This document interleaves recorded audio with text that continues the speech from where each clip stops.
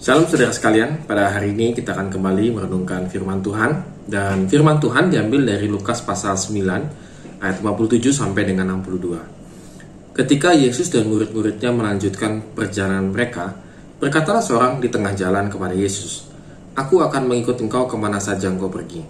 Yesus berkata kepadanya, "Serigala mempunyai liang dan burung mempunyai sarang, tetapi anak manusia tidak mempunyai tempat untuk meletakkan kepalanya." Lalu ia berkata kepada seorang lain, "Ikutlah aku." Tetapi orang itu berkata, "Izinkanlah aku pergi dahulu menguburkan bapakku." Tetapi Yesus berkata kepadanya, "Biarlah orang mati menguburkan orang mati, tetapi engkau pergilah dan beritakanlah kerajaan Allah di mana-mana." Dan seorang lain lagi berkata, "Aku akan mengikut engkau, Tuhan, tetapi izinkanlah aku pamitan dulu dengan keluargaku." Tetapi Yesus berkata, "Setiap orang yang siap untuk membajak tetapi menoleh ke belakang tidak layak untuk kerajaan Allah." Saudara sekalian, ini adalah satu bagian yang sebenarnya cukup sulit untuk kita tafsirkan jika kita hanya membacanya secara langsung dan menafsirkannya secara langsung. Pada waktu di tengah jalan, ada orang yang berkata kepada Tuhan Yesus, ingin mengikut Tuhan Yesus kemana saja Tuhan Yesus pergi. Ini adalah sebuah komitmen yang sangat baik. Terkadang kita mungkin seperti orang yang pertama itu, langsung mengajukan komitmen, "Aku akan setia kepada Engkau ya Tuhan." Tetapi Tuhan Yesus mengatakan dengan kiasan, yaitu serigala dan burung. Tuhan Yesus ingin mengatakan begini, bahwa ini kan karena bentuknya kiasan, maka serigala itu melambangkan Herodes sebenarnya. Jadi Herodes itu dilambangkan seringkali dilambangkan itu adalah memiliki kekayaan, kekuasaan, begitu ya. Sehingga Tuhan mengatakan Herodes itu ataupun serigala itu mempunyai kekayaan. Sementara burung itu seringnya dilambangkan sebagai Israel, dan pelambangannya dalam artian kenyamanan. Dengan kata lain, Tuhan Yesus ingin mengatakan bahwa kalau engkau mengikuti aku, maka engkau tidak memiliki kepala untuk diletakkan, yaitu kenyamanan. Jadi Tuhan Yesus ingin menantang orang yang berkomitmen. Kemungkinan besar ketika engkau mengikut aku, engkau mungkin akan mengalami yang namanya ketidaknyamanan, yaitu ya boleh dibilang mungkin gak ada uang misalnya, atau kemudian serba tidak nyaman lah dalam kehidupan kita.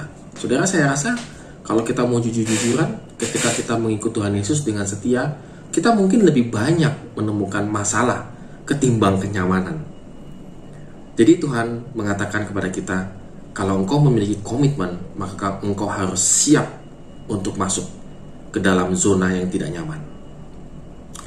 Lalu kemudian ada lagi yang mengatakan kepada Tuhan Yesus bahwa aku akan mengikut engkau, tetapi Tuhan Yesus berkata kepada orang lain, kepada orang yang kedua, "Ayo ikutlah aku." Lalu dia mengatakan, "Aku minta izin untuk menguburkan ayahnya." Lalu Tuhan Yesus mengatakan, "Biarlah orang mati menguburkan orang mati." Nah, saudara, apa maksudnya daripada perkataan Tuhan Yesus ini? Apakah dia tidak menghormati orang tua sehingga kalau orang tua meninggal ya sudah biarin aja begitu? Saudara, tidak demikian pemahamannya. Tidak demikian. Artinya teks ini bukan mengajarkan kepada kita untuk melawan kebiasaan kita, adat kita, yaitu misalnya menguburkan orang tua itu kewajiban ya saudara. Jadi jangan mengklaim tidak menguburkan orang tua melalui ayat ini. Wah, ini salah besar begitu ya. Artinya apa?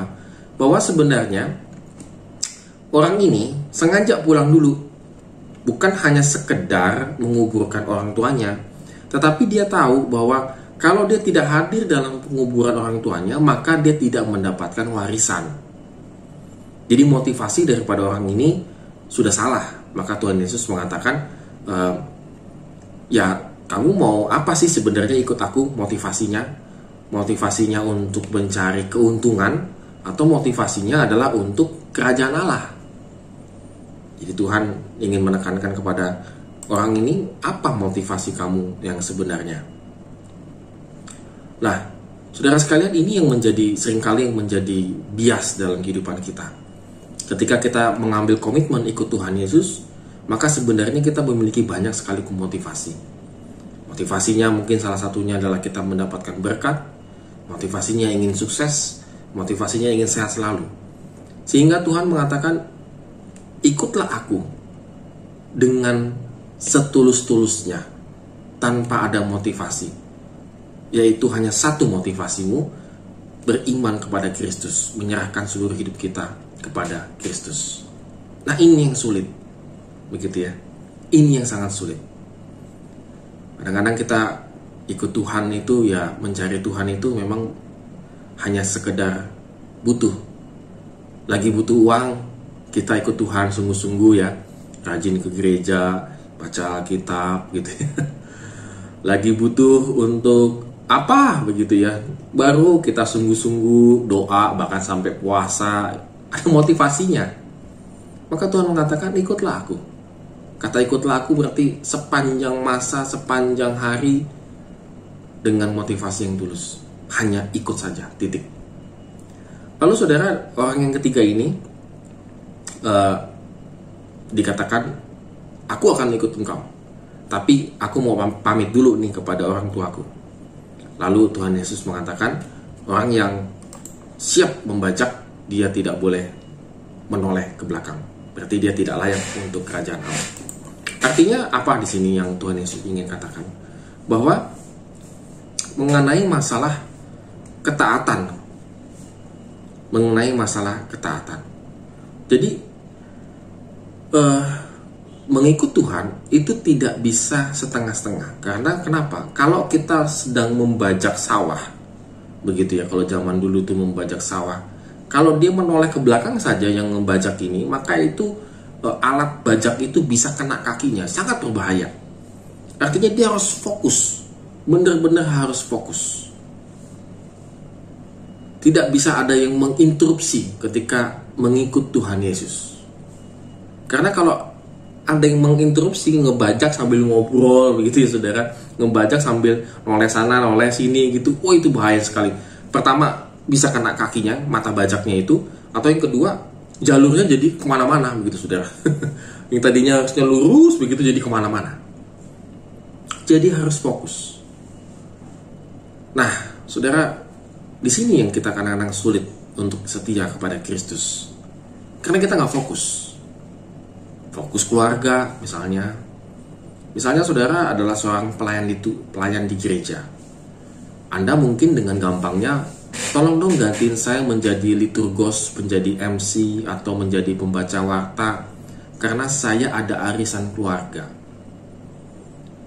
Tolong dong saya digantikan main musik, karena saya ada apalah urusan yang lain-lainnya.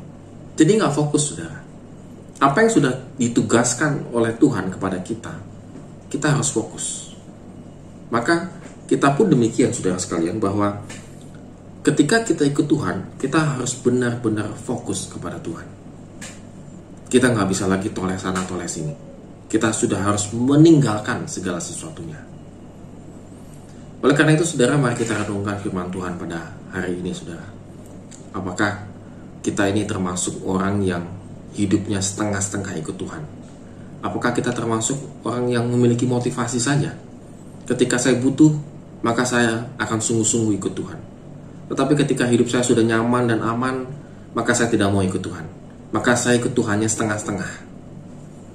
Bukankah itu yang sering kali kita lakukan dalam kehidupan kita? Oleh karena itu, melalui kebenaran firman Tuhan hari ini, mari kita berubah.